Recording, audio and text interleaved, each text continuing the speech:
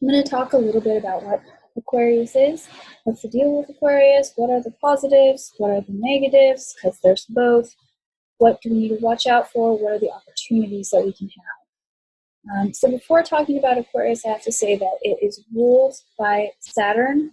In traditional astrology, Saturn rules two areas of the chart. It rules Aquarius and Capricorn. So right now the planets have all been going through Capricorn. And you can see they're about to leave. The only planet left there is Pluto. And then the Sun and Mercury are going to make their transit through Capricorn, of course, as we move through December. But generally, these three big ones have created a lot of difficulty and challenges for us the last few years, moving through the sign of Capricorn. So we are going to feel some relief in that sense of whatever our personal level, whatever things have been for the last 2.5 years. It's going to have some relief. But I feel like in some ways we're kind of jumping out of the frying pan into the fire, so to say, because Aquarius is also ruled by Saturn. Now, the modern ruler of Saturn, as these planets, Neptune, Saturn, and Pluto, were discovered, they were ascribed by modern astrologers to rule these different houses. So Aquarius has a co-ruler, which is Uranus over here in Taurus. So it's ruled by Saturn and Uranus. And these two are very different. I'll talk a little bit about Saturn. Aquarius is the water bearer, as I said. Its sign is the person. It's a human that's holding the jug of water. It represents, therefore, human values, humanistic values. It has to do with being of service to other people, pouring out the water for others, carrying the water for someone, carrying the water. Even if you're carrying the water for yourself, it has to do with doing work. Saturn is about work and effort. And it has to do with physical labor. Saturn, it has to do with physical labor, menial labor, repetitive jobs, grunt work. And that's true in both Capricorn and Aquarius. Both of these signs are both ruled by Saturn. However, if you think about the image of the water bearer, for example, like have this person carrying water back and forth, right? Your job is to carry water back and forth. You're getting water from the well, you're getting water from the river, you're taking it back to your house, you're taking it back to your village. Water is heavy, the jug is heavy. You've got to, how often do you use water? You use water every day. You drink it, you bathe in it, you cook with it, you clean things with it. So this is a task that you have to do all the time, every day, on a daily basis, and that it pretty much, doesn't really require a whole lot of intellectual effort. It's just basically physical grunt work. It's like a chore. And Saturn kind of rules things that are like that and rules that kind of work and effort. So in Capricorn, that work and effort is really, Saturn wants you to direct it to build foundations and to kind of do your 10,000 hours, to earn your time, to, sharpen your axe, whatever it is, cut your teeth, doing work. And by the time you get to Aquarius, Saturn, this Saturnian quality of doing repetitive menial tasks that are necessary to maintain life, because that's the thing. Saturn doesn't want you to do busy work for its own sake. Saturn wants you to do things that Saturn wants you to recognize and be able to have the strength and tenacity to do the work that you need in order to maintain life. Because water is life-giving and life-maintaining, and it's nourishing, it's the sustenance that we need to stay alive. So everything that Saturn asks from us in Capricorn or in Aquarius is really about things that are necessary. It's the responsibilities that are necessary to maintain life. Specifically, those responsibilities, like I said, they're kind of boring, menial, or repetitive. The situation with Aquarius, however, it is an air sign. It is about mind, and it is about invention. And that's a lot to do with money and influence, which I'll get into in a little bit. But in the case of the water bearer, this is someone who Saturn would be like, okay, well, here's the task that has to be done. Either I can get people to do it, either we do it as ourselves, or maybe I can invent something to make it easier to do this boring, repetitive task that doesn't have to be done, using this kind of like human grunt work. Maybe there's an easier way to do it. Maybe there's some kind of invention or some kind of mechanism or some kind of system, right? Irrigation system, a plumbing system, even just a pulley that can get the job done and free up my time, because Saturn rules time. It's father time is really the archetype of Saturn. Okay, speaking of Saturn, let me just show you. So, Saturn rules, here you can see Saturn being both Capricorn, represented by the goat, and Aquarius, represented by this man pouring water out. He's holding the young child because of the myth of Saturn eating his children. And he's holding a sickle, I think, because he's father time. It represents the end of life and death. So here's Saturn as an old man eating his children, because I think in the story his children supposedly were going to, there was a prophecy that they were going to usurp his power, so he decided that he should eat them rather than have his power, rather than lose his place as the ruler. So you can read more about the mythology of Jupiter and Uranus and Saturn, because Saturn did, I think, kill his father, Uranus. I think Uranus was his father. So the point of showing you this, by the way, is just to say, like, yes, the age of Aquarius is about love and peace and, kind of like this hippie aura, but also it's not really like that. There's an opportunity for that, for sure, but there's also this Saturnian aspect to it that I think we should be aware of and learn how to manage, because it's one of the more difficult and challenging energies to manage, which is why I'm sharing this right now. And then this is the Vedic Shani. That is the Saturn in Vedic astrology and Hindu tradition.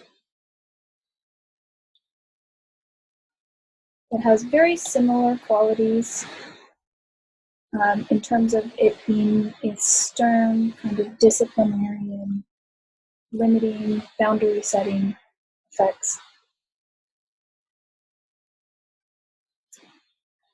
But it ultimately, Saturn does have very important lessons for us to learn, so we should probably pay attention to what those are.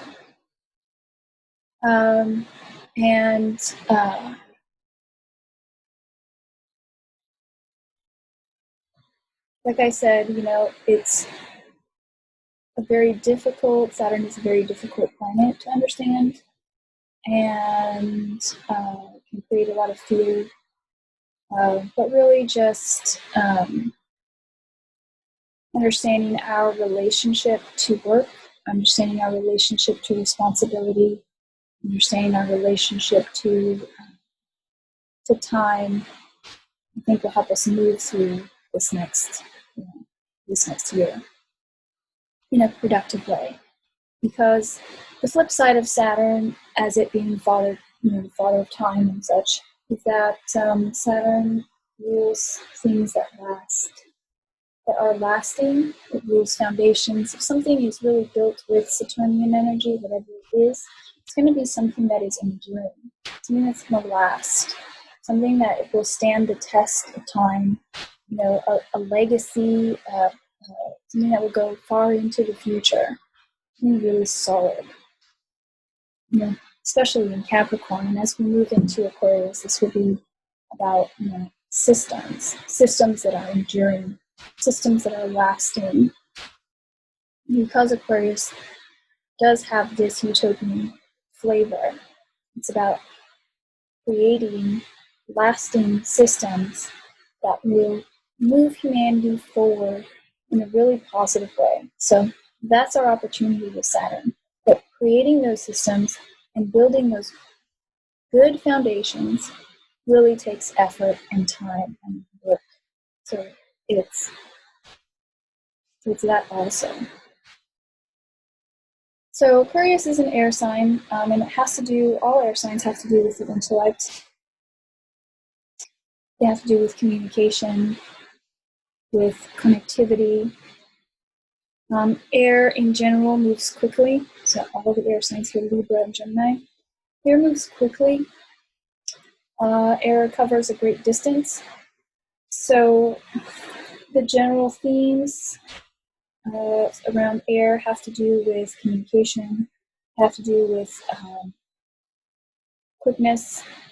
For example, I really feel that we are going to cover a lot of distance in the next 20 years. It feels like it's going to seem like time is going to be moving faster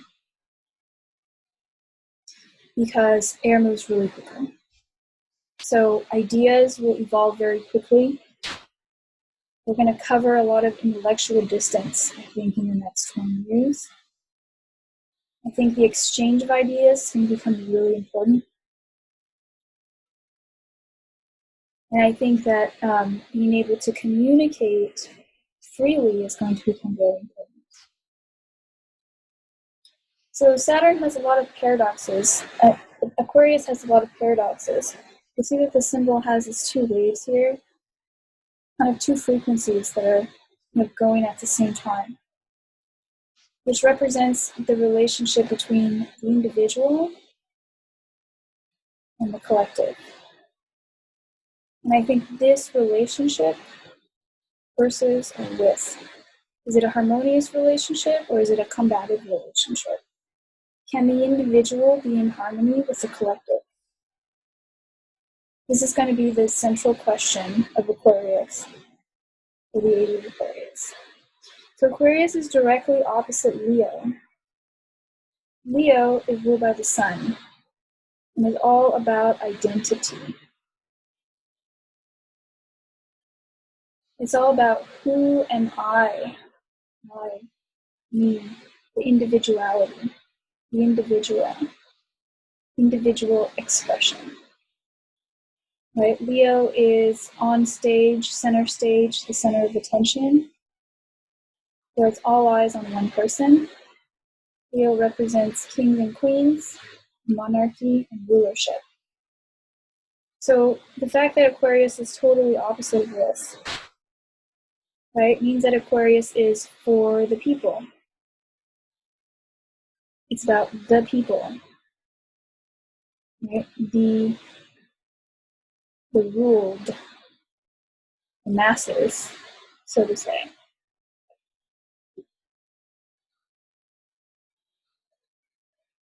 So there is a paradox within Aquarius, even without looking at Leo. Within Aquarius, there's a paradox of the individual versus the collective. And that's because, going back to Saturn and Uranus, Uranus would be the co-ruler of Aquarius, which Uranus is the planet of rebellion, surprise and shock, and upsets. If anyone is going to upset the apple cart in this whole drama, it's going to be Uranus. So Aquarius has this paradox within it where Aquarius is a staunch defender of individual expression and the rights of the individual, and as well is a firm believer in systems and in the order and the integrity of those systems and maintaining that order and integrity of those systems. So this is going to be part of the Saturn and Uranus traits that will be at play for us in 2021 and the next 20 years. and potentially in the next 200 years? What's the relationship between visual expression and the system? And are we maintaining integrity of the system? Are we maintaining integrity of the right systems? I think these are the questions we're going to be answering as a society in the next few decades. So Aquarius really values originality because of this Uranus influence, values originality. It values and appreciates the eccentric, a big one for Uranus, eccentric, and the unique. These are all qualities of Uranus, and therefore Aquarius. Because the Aquarian system is different from Capricorn. Capricorn is also ruled by Saturn, and only Saturn, and not Uranus. So in Saturn, the system is a hierarchy, right? It's a pyramid. It goes from the top down. That's how things move in Capricorn. In Capricorn, you want to move from the bottom of the mountain to the top of the mountain, right? Because Capricorn is the mountain goat. It wants to climb the mountain upward. It wants to be at the top of the mountain. And in Capricorn, the Capricornian way of doing things is in a very particular and strict hierarchy. There's a place for everything. And that system looks like a pyramid, and things move up and down the mountain, or up and down the pyramid. And the boss gives you the directions, and then you follow them. And if you don't follow them, then you're kind of breaking the system.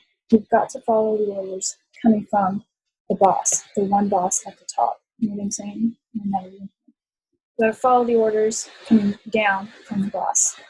That's Capricorn. Here's everybody else doing their thing, being the cogs in the machine, so to say. And the way you move up in Capricorn is you do your work, right? You do your work in order to climb, like a little goat, hopping up the mountain, till you get to be the boss. Till you get to the top. And then you get to decide what comes down the mountain. So in Aquarius, however, it's more like the system is not a pyramid. It's more like a network of nodes. It's not hierarchy anymore. It's spread out. It's more like this, distributed. And the directives are decentralized. It's really big. Decentralized is a big part of the Aquarian ethos. So if you remember, Napster, Pirate, whatever it was, getting movies and stuff, there's all these different nodes, and these nodes exchange information. This is how things are done in the Aquarian age. These nodes exchange information with each other, right? And so that's how orders, or the order, how things are ordered. There's still going to be order. It's not going to be chaos. There's still going to be order. Order emerges. Order is emergent. In Aquarius. Right? It emerges from the information that goes back and forth across these nodes, that is distributed and shared across these nodes. It's no longer a hierarchy.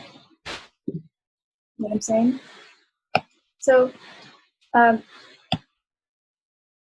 what does that mean? What are the implications of this? So, for example, Capricorn is an earth sign, right? It's a material sign. So I have an apple and you have an orange, and we exchange what we have, and I give you my apple. Now I have nothing, and you have the two fruits. Or if you give me your orange and we just swap, then now I have one orange, and then you have one apple, and then before I have one apple and you have one orange, so we each have one. But Aquarius is an air sign, and it has to do with ideas. And so if I have an idea and you have an idea, and we exchange ideas, now we both have two ideas. So we've multiplied. what we have. The abundance in Saturn comes from the abundance of ideas. And I'll get to abundance because Saturn is minimalist and restrictive. So it's important to focus on where the abundance comes from, because there will be restrictions in terms of like materiality. And that's because Uranus is in Taurus. That's just an aside. So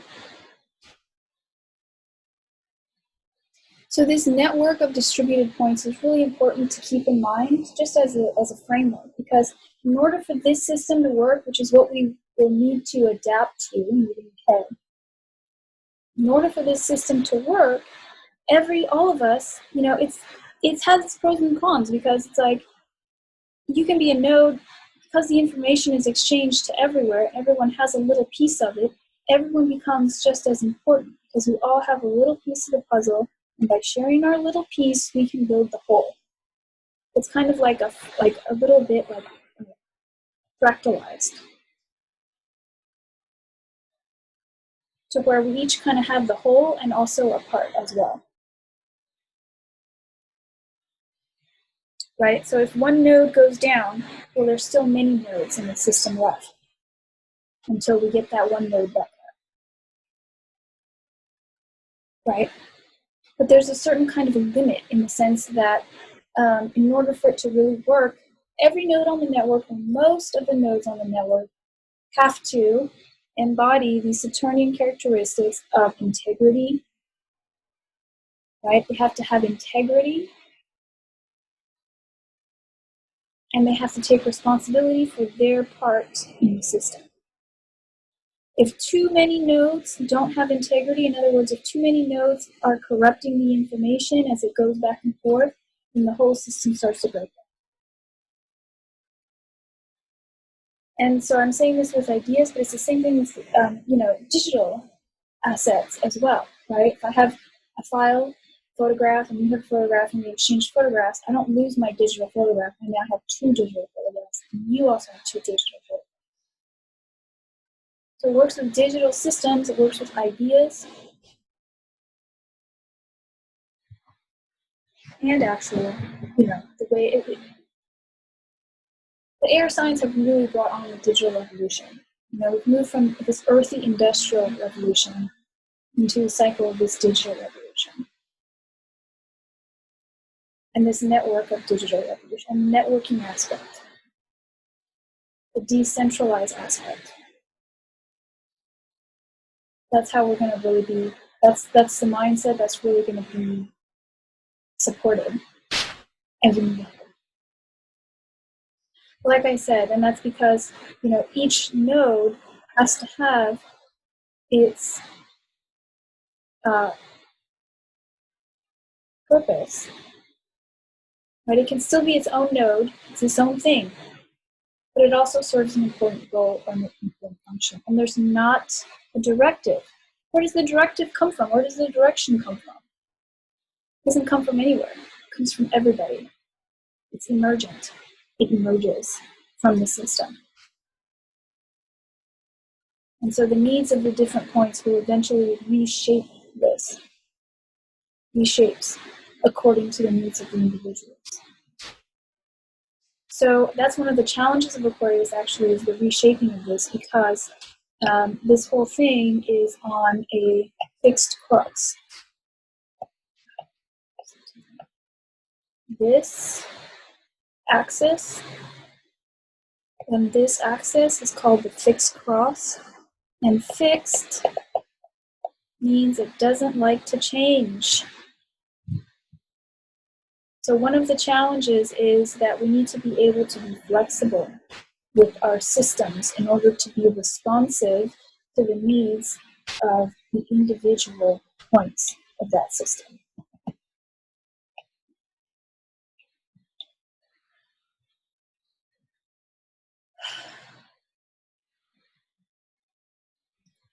So the Aquarian age is going to really be about depending on each other, depending on extended family, on our friends, on our tribe.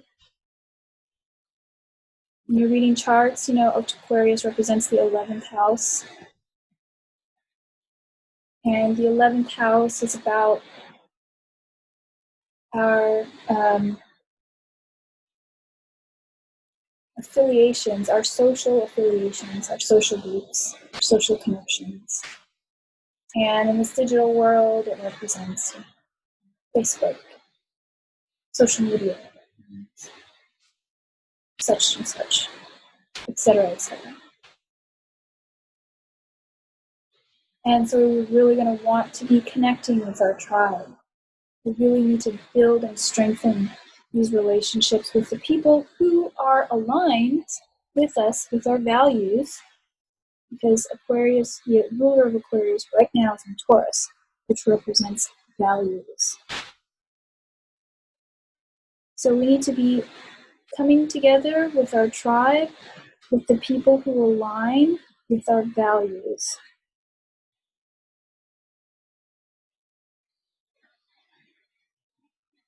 And especially Taurus represents food, comfort, pleasure, all the creature comforts, all of the things that have to do with maintaining our physical body, you know,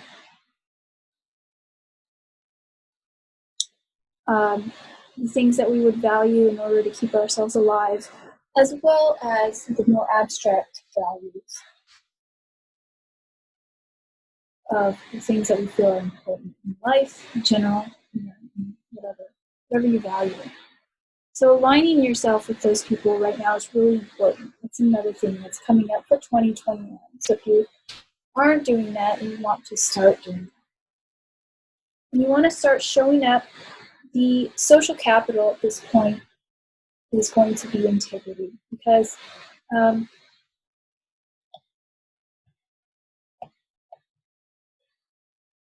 since we are moving into a world where these networks are going to be important. This is 11 castings as well. And it does connect with Uranus here in Taurus, which is money. Our capital, it's this social relationships, and money has to do with social capital. And it has to do with our personal integrity. And it has to do with the Saturnian. Has to do with the Saturnian aspect of responsibility. And are you showing up for people in the way with integrity? Are you who you say you are? Are you doing things that? Are you doing the things you say that you're doing? If you say you're going to do something, are you going to do it? Are you going to show up? If you say you're going to show up and help somebody, move their stuff out of this house to this other house, are you going to show up, or are you going to flake on them?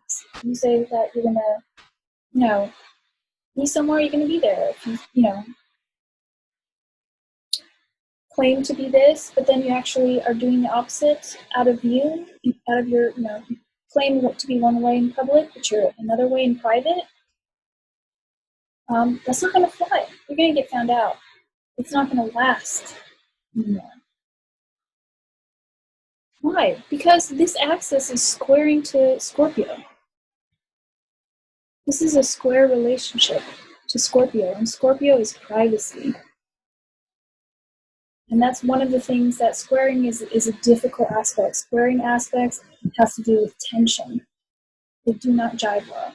They create tension. So as we move into the digital age, issues of privacy are going to create a lot of tension. And it's going to create more transparency, for better or for worse. I personally am a big fan of privacy, so this is a difficult one for me personally. But the issue of transparency is going to become paramount, and it has to do with our social capital. And so if you're walking your talk, then you're all good. But it's going to be even, I would say, as important as money is this, your personal integrity. Especially as we come to depend on each other for the needs of life, for what's important in life. So privacy is going to become difficult. It's going to become challenging. And we're going to have to connect to each other a little bit more nakedly. We're going to have to really just be okay letting that guard down.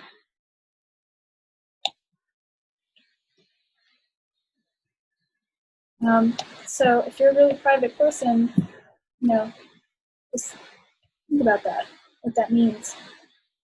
Because Scorpio is about setting boundaries. And this is opposite. Opposite is also a contentious relationship to Uranus. This is an opposition of boundaries.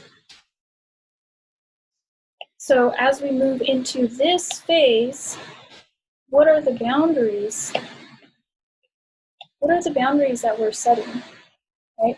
I'm this node right here. Can anyone? I'm just gonna get my color. Right? I'm this node right here. Right here.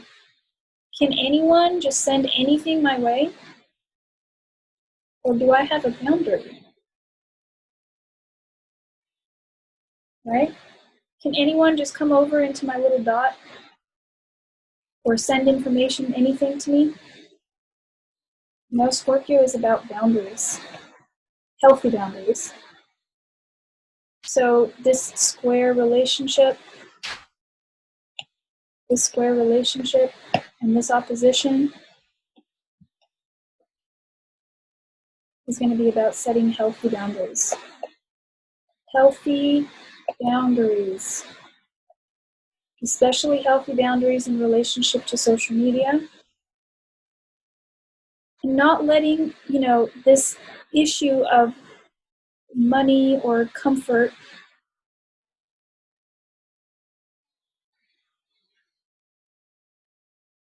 the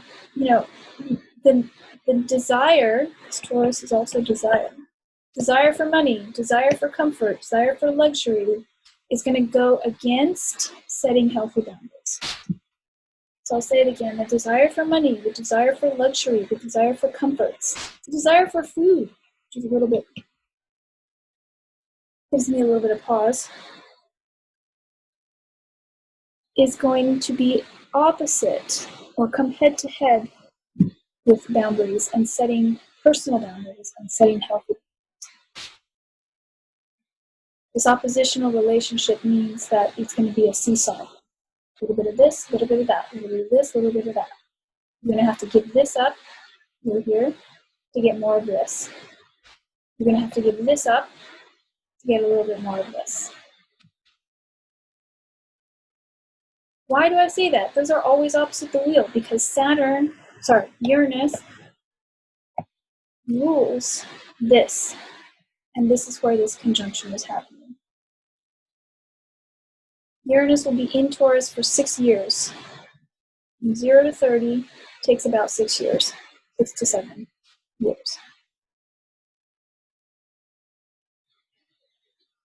Saturn will be moving through Taurus for about 2 years, 2.5 years. That's our time scale for this.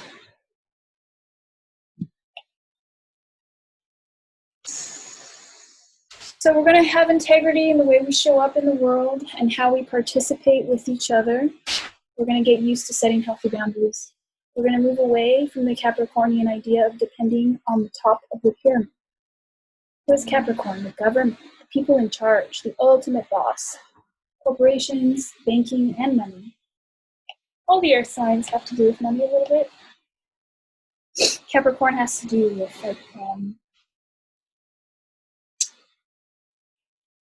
the people at the top of the mountain. So the people who have, I guess you could say, the most money. The so-called elite is Capricorn.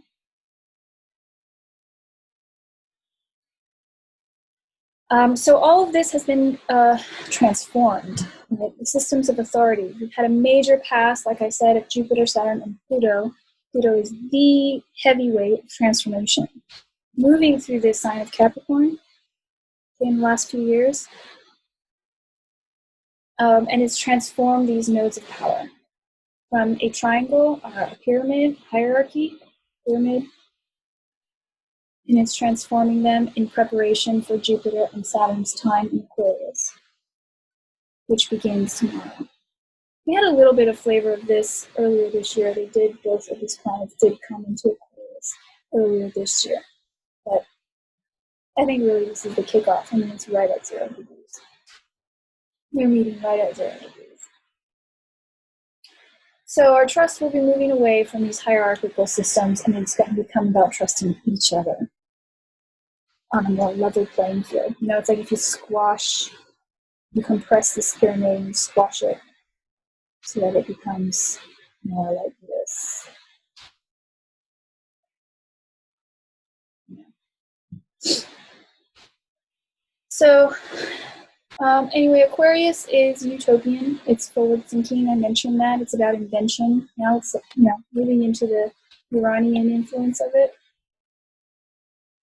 It's a nice Uranian color.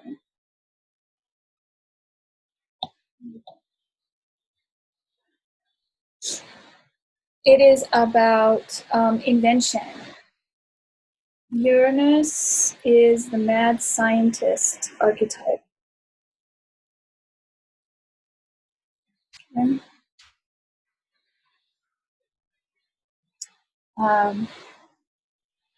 And specifically in regards to this idea of this image of human carrying a water jug, it's about inventions that are useful to humanity rather than inventions that are self-serving or that are frivolous.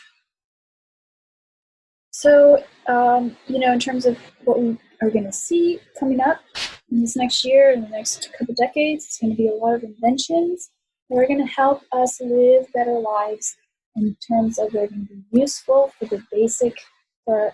facilitating and making our basic needs easier. In other words, things that will reach people easier. Things that are going to improve our daily lives, like water is something we need daily, and it's necessary for life. So a lot of inventions and innovation around practical and utilitarian aspects of our life. Now, Saturn in general is very minimal. Saturn is minimal. It reduces and compresses. So I feel that in this square to Taurus, I think what it means is trends of having to do with less. So Saturn's influence will give us trends of minimalism. You can see this already. Downsizing, giving away our material possessions, right? Forgetting her name right now. Who does only the things that bring you joy? Don't remember her name. Trends having to do with less. Trends having to do with more minimalist trends. Cleaning things out. A less of an emphasis on ownership. More of an emphasis on sharing things. And I may go into separately, what's the difference between community and communal, because I think it's a very important difference. Personally, I feel that community would be a healthy expression of this Saturnian influence rather than a communal expression of the Saturnian influence. But, these are the choices that we're all going to be making here very soon, and that Saturn will really give us kind of a squeeze to really make this choice. So in terms of the opportunities that we have, like I said, we have the opportunity to really get rid of distractions because of this minimalism, reduce distractions, get rid of the things that we don't really need, and focus on building lasting systems and foundations that will be around for, decades and hundreds of years to come into the future, things that can really be of service to humanity, things that will improve the quality of life for ourselves and others. So it's service-oriented, kind of at a spiritual level. This is about having a future thinking in order to bring spiritual nourishment, because like I said early on, that from the biblical perspective, the waters, life-giving water, is this tremendous symbol for spiritual nourishment and just outright enlightenment. If you think of the Garden of Eden in terms of our relationship to the earth, because Taurus is Garden of Eden, and Uranus is in the Garden of Eden right now. So if you're talking about pouring the water out, it's supposed to be a jug, pouring the water out into the Garden of Eden. So the spiritual symbolism here is to really give of what's in yourself, what's your spiritual truth, to give to others in order to create collectively our Garden of Eden. So we have the opportunity to really grow, create, and create a lasting paradise on earth through giving of ourselves and pouring out the water and the spiritual wisdom and nourishment in ourselves and sharing it with others. So I think that's kind of like my message here. Now, having said that, I want to talk a little bit about the shadow side of Aquarius.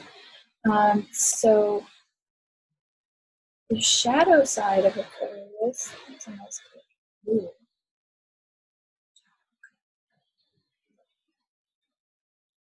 Shadow side.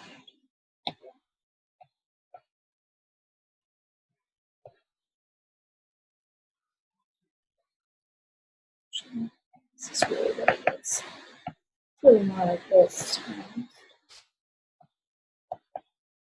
Okay, so the shadow side of Aquarius, okay, so utopia, as I mentioned, Uranus here represents utopia, can quickly become a dystopia, all right? So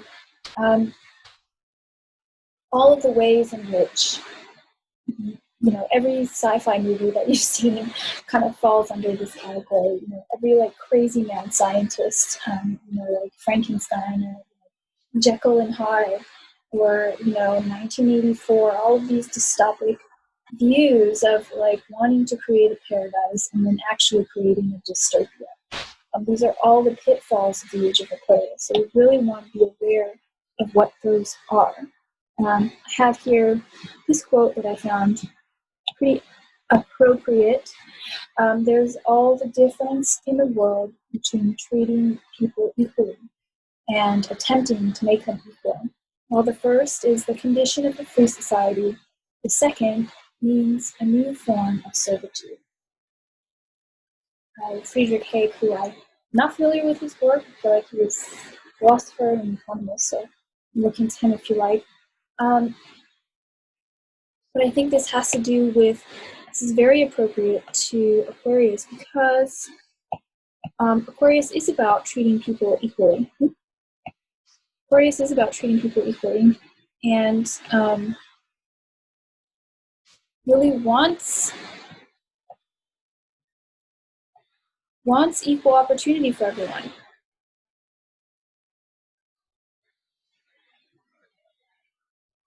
All the nodes need to be well functioning. Remember, it works because we're working the system, or whatever it is, right? All the nodes need to be healthy and in good shape and happy. Nodes need to be functioning properly. Need to be,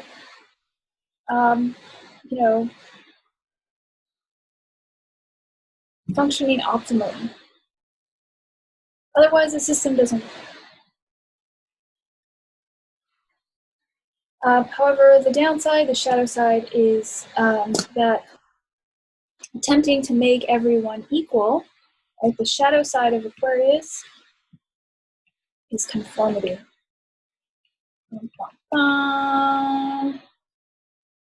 Boo, hiss, boo. So remember, Aquarius is opposite Leo, and Leo is about individual creative expression. So even though we have Saturn and Uranus is about rebellious expression, wild things that are wild and shocking that go against the grain. Nevertheless, Aquarius and Aquarian things can fall under the shadow side of Saturn, which would be conformity and putting the system, above the individual. Okay, so this relationship of the system to the individual, they're both important, right? They're both important. So how we manage both of these things and their relationship. This is Aquarius, the system and the individual. So is the individual here? And the system is here. Does the system support the individual? Or does the individual support the system? And this is going to be the big question of Aquarius. So like I said, we don't want to jump out of the frying pan of Capricorn, the Capricorn system that we've all been complaining about, right? These huge mega corporations,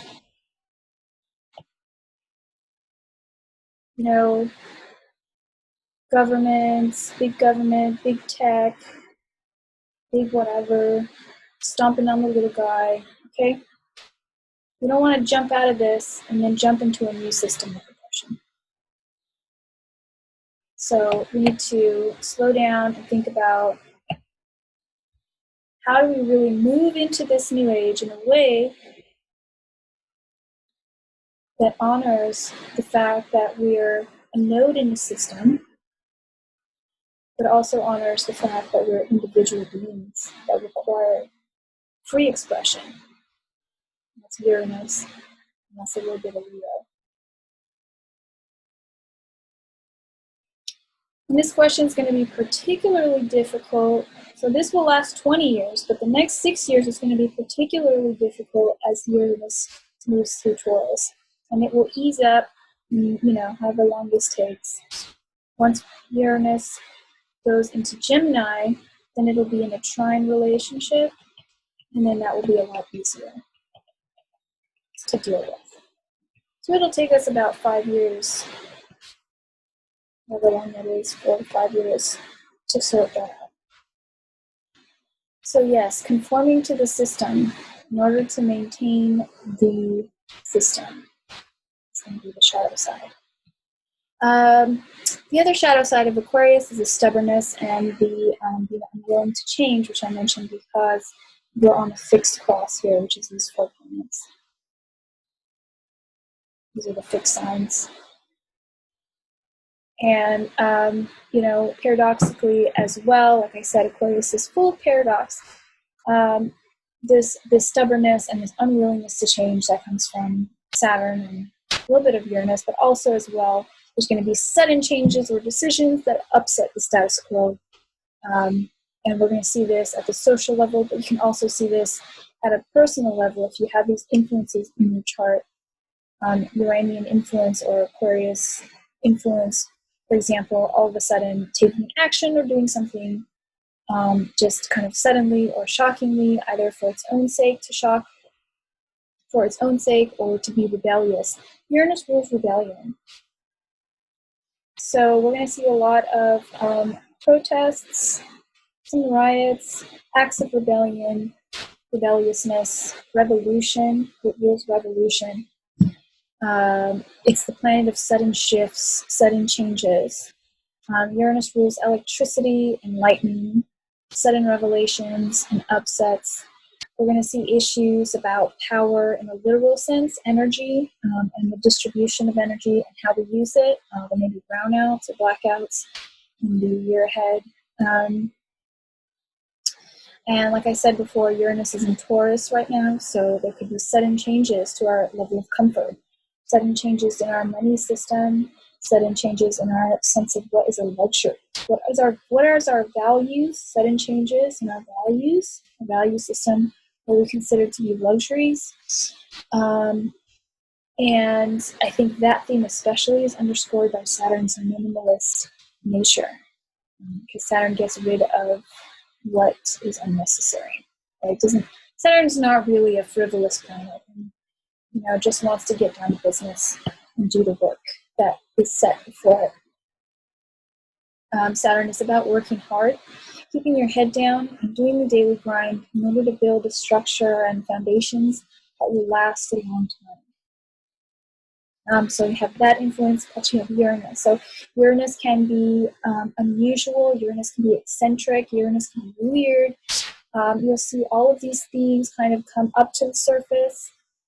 Uranus is about forward thinking. So Uranus and Saturn together are about structures, organizations, inventions, implementations, and big moves that have to do with really forward thinking. So, for example, yesterday, the Space Force. Uranus rules space and aliens and extraterrestrials. And Aquarius is a very humanitarian sign, and it's one of the only signs. Is it the only sign? Except for Virgo, whose symbol is a human. This is a half human. Sagittarius is half human. Virgo and Aquarius are the only ones that are really fully human. So it's very humanistic. But at the same time, there's going to be these questions of life in space or other kinds of life that I think will underscore our humanity. And help to define humanity, I think, even more. So anyway, with Uranus, it has to do with forward thinking. So inventions and tools, such as, like the example of the vase carrying water, that help each other. These are going to be things that are supported, astrologically. Tools that bring life-giving and life-affirming information, materials, systems, and methods. They're all going to be wonderfully supportive. So if you want to move forward in any of these areas, please do. Please tap into your own wisdom. Let me just wrapping it up here. Tap into your own wisdom. Tap into your inspiration.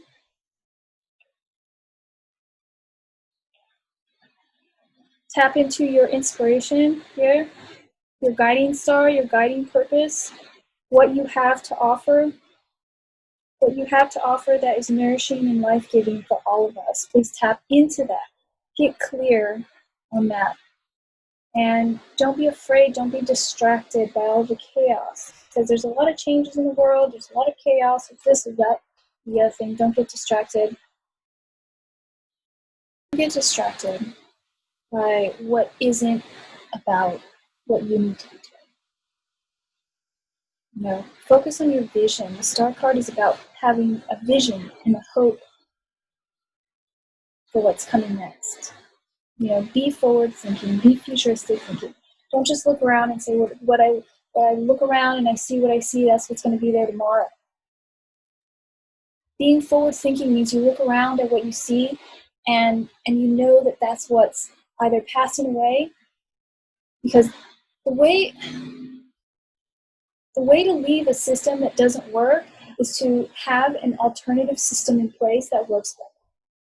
Right? You can't just ask people to just get off of a system and just be in limbo and be in nothing. And then be like, okay, now let's make the new system. You know what I'm saying? You have to have the new system. You have to start building the alternative. Start building the new system. Start getting that in place already so that there's a place to jump to. There's a place to go to. So you have to look out upon the world as it is and see your vision on it, overlay it on top of what is, and know that what you're seeing is what will be, not what's there. What's there is what's passing away already. What you see is what's already on its way out. That's the Aquarian mind. You look out and you see, oh, there's going to be this, it's going to be here, this new system is going to be like that, that is going to be a lot easier to do. And what I'm seeing in the physical reality, it's already on the way out.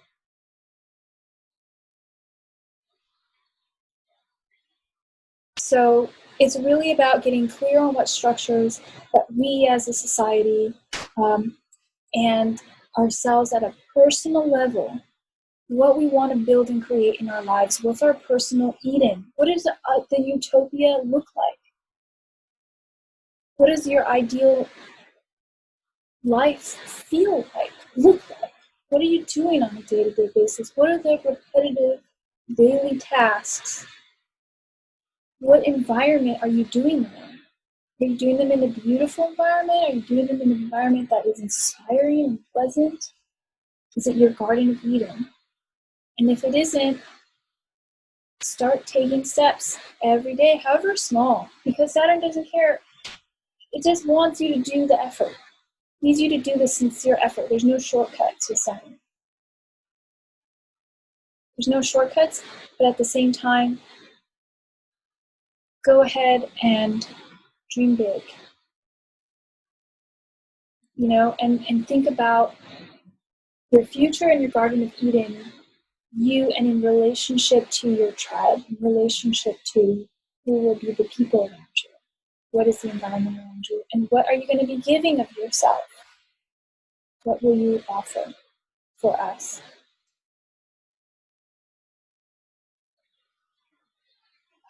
And having faith that valuing, being able to value.